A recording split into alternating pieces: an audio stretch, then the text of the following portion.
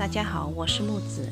秋冬季是感冒多发的季节，这几天气温骤降，身边很多人感冒咳嗽不止。今天就来跟大家分享一个化痰止咳的良方。买回来的新鲜金桔倒入大碗中，加1勺盐，倒入适量热水，先把金桔浸泡20分钟。再来准备一些老冰糖，我用了1斤金桔，这边准备130克冰糖，最好用冰糖，因为冰糖本身就有润肺、化痰止咳、清热去火的功效，结合金桔的药用价值，能更好的起到食疗作用。我们再把泡好的金桔搓洗干净，去蒂，清洗干净后，再用清水多清洗几遍。再把金桔顶部和底部都划上10字花刀。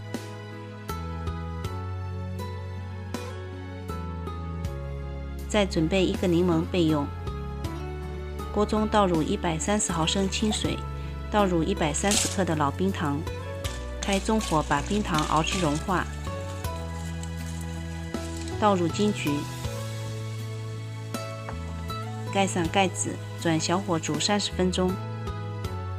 期间要用铲子搅拌几次，防止粘锅。